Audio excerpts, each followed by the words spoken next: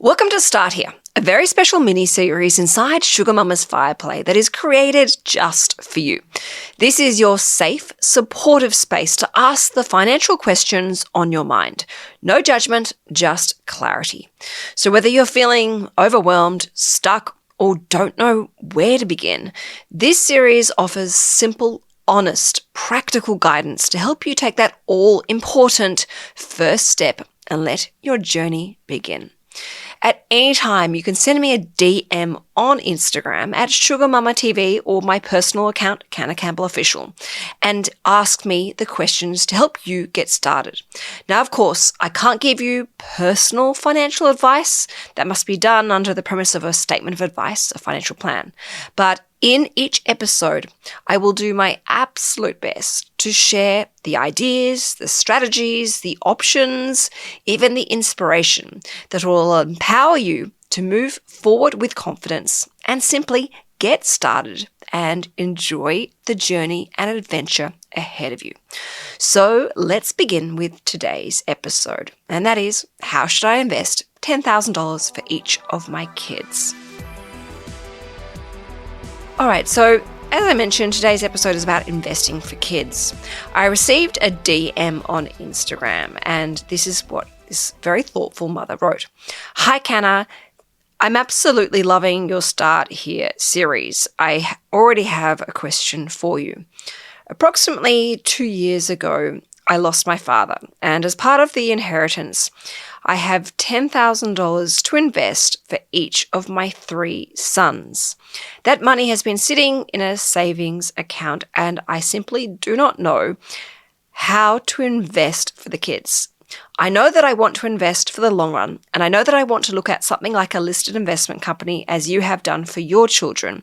However, I just can't get started because I don't understand the different options for when it comes to investing. What's available to me and what is actually the best option for me. I want this money to grow over the long run.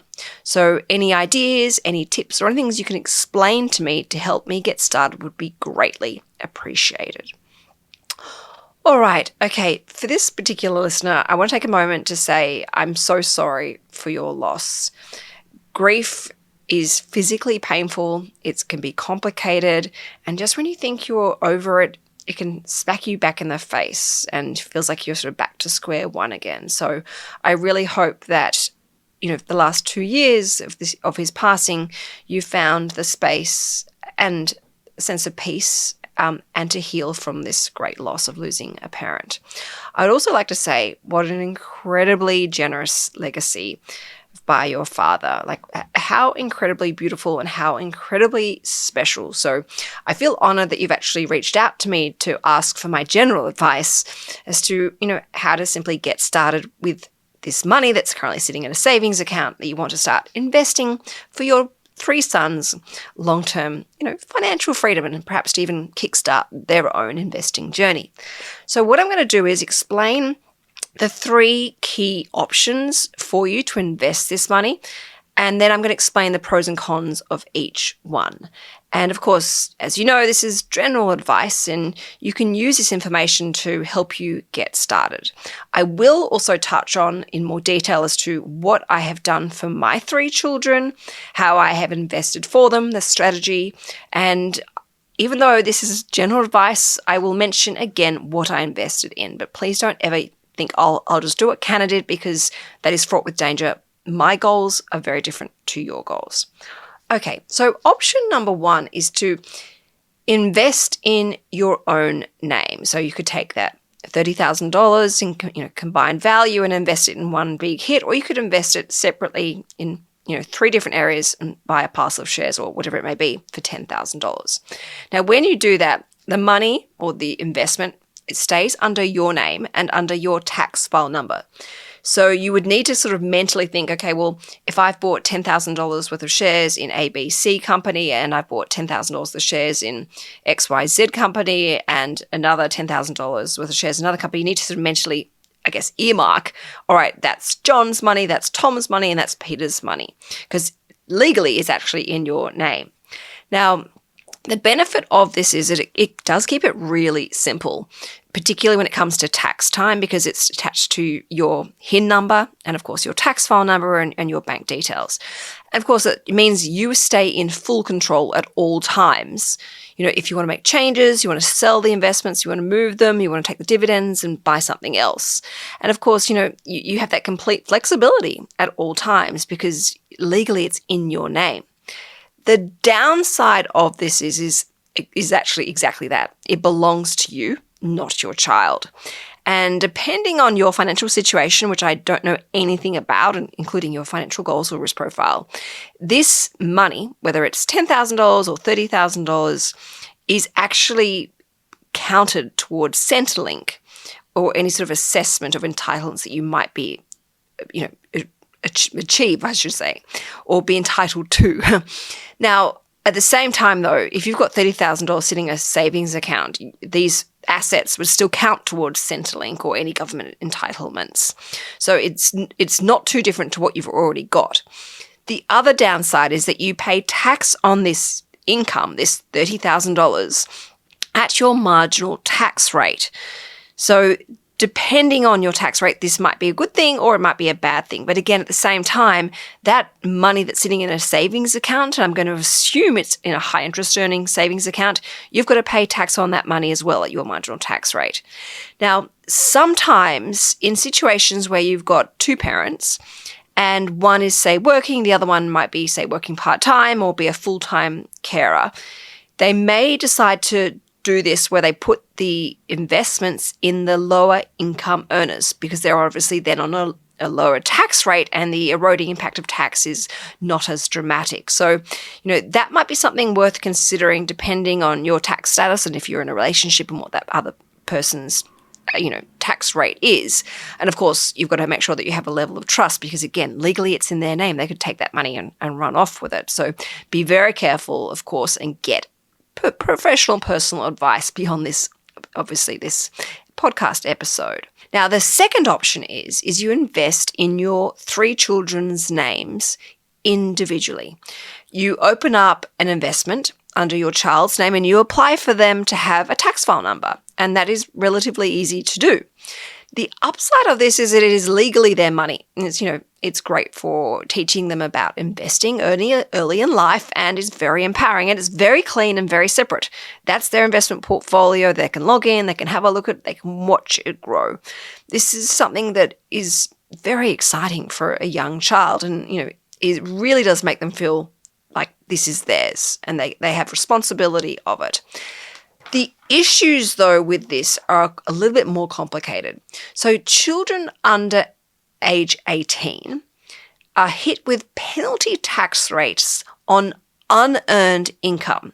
Now, unearned income is earning interest, it's earning dividends, earning rent. It's not if your child goes and works part-time at, say, the petrol station or works part-time, say, at McDonald's. That is earned income. The passive income here, regardless of where it comes from, is considered for children under age 18 unearned income, which means it's taxed up to 66% on anything over $416 per year as at this time of publishing this episode. Now, this may not be a major issue if you can see that the child's income, that is their passive income, will never exceed $416,000 in that financial year. And of course, the tax rates changed every year, so you need to keep that in mind. For example, if someone was investing, say $10,000 and they knew that it was going to only pay a dividend yield of, say, 2% because it was more of a capital growth opportunity investment, their passive income would therefore be $200 a year and, they wouldn't be hit with this tax rate because it's well under that $416,000 threshold. However, being $10,000, and if you're looking at something like a listed investment company that you mentioned, as soon as that income is earning, say, 5%, or even 4%, you're coming very close to that threshold where everything above that is going to be taxed at 66%. So this may not be an issue depending on the amount you decide to invest, but it's something to be really aware of. And not just think about it short term, but think about it long term. If, for example, one of your sons is, say, 3 years old, that means they're going to be investing, for the next 15 years. So it is quite possible that if $10,000 is invested today, it will quickly exceed that 416, particularly with dividend reinvestment, which I'll come to in a bit. So, for someone who said, I've got $1,000 to invest for a 15-year-old, you could potentially do this because $1,000 is not going to make you $416 or above each year, unless, of course, you're gambling with that money.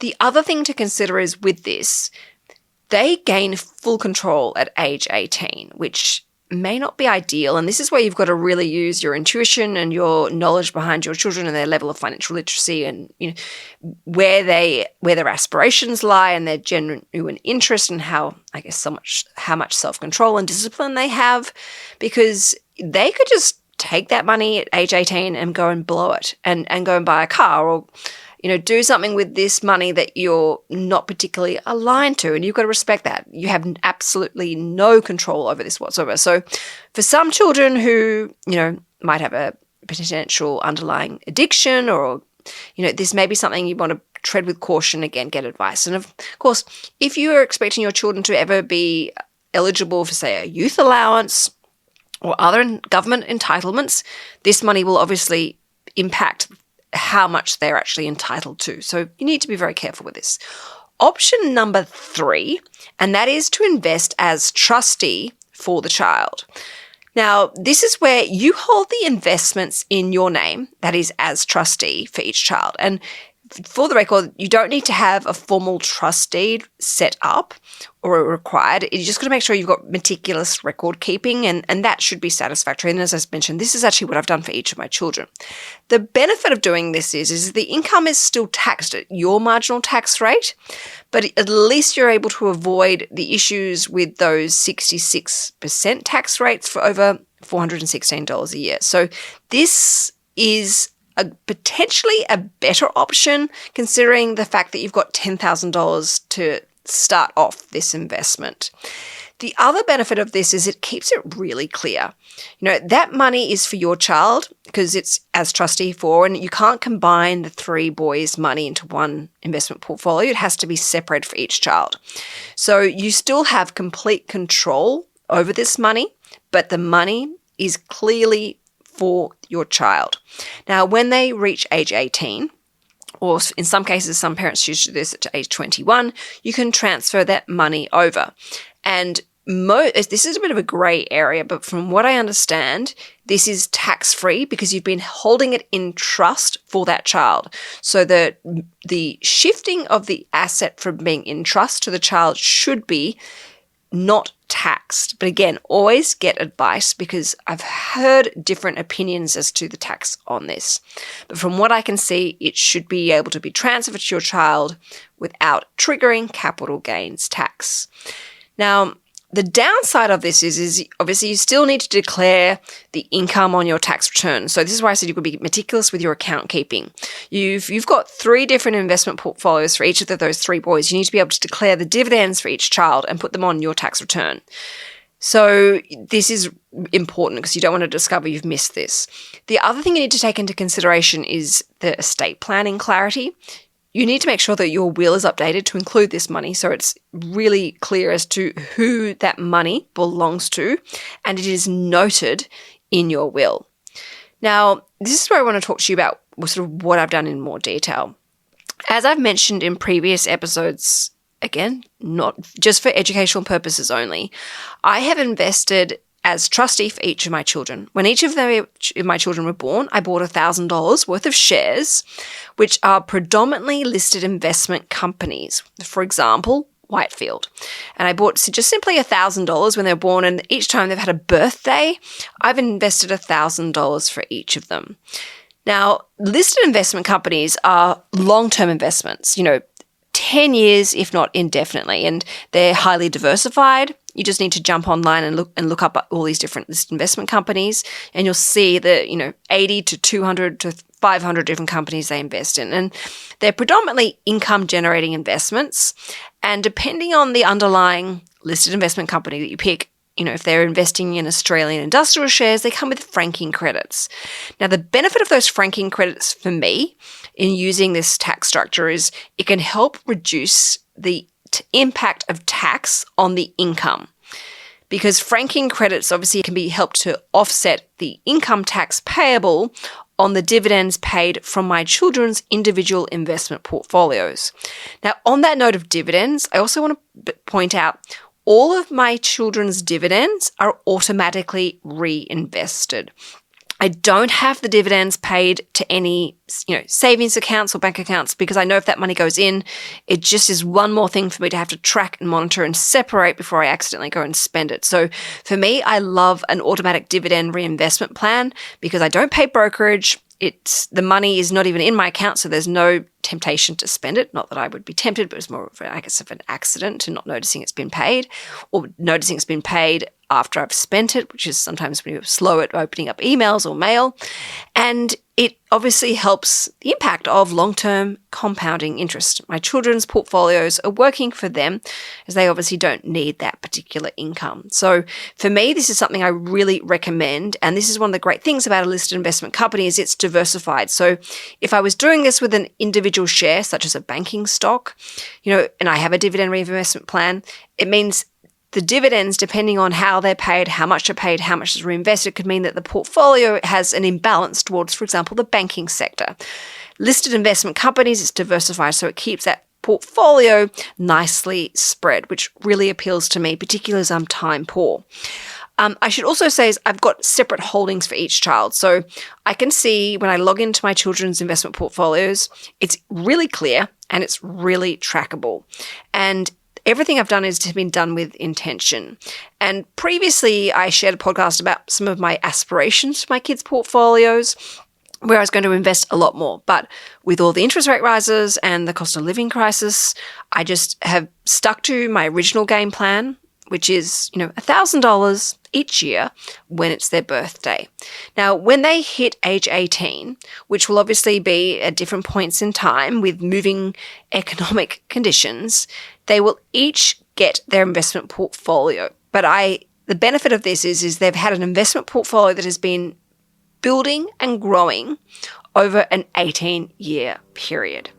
Now, my hope for this money is that they don't actually sell the portfolio, but instead they understand the concept and the power of passive income and the freedom, time, and choice that it gives them. My hope is that through my inspiration, education, and empowerment, my children take over that investment portfolio and that they start their own regular investment plan for this particular portfolio so they continue on building it after all the work I've done for them over the last 18 years. But I have to accept the fact that that may not be their choice or their goals. And I will have to, which won't be easy to do, I'll have to respect that because that is, of course, what unconditional love is.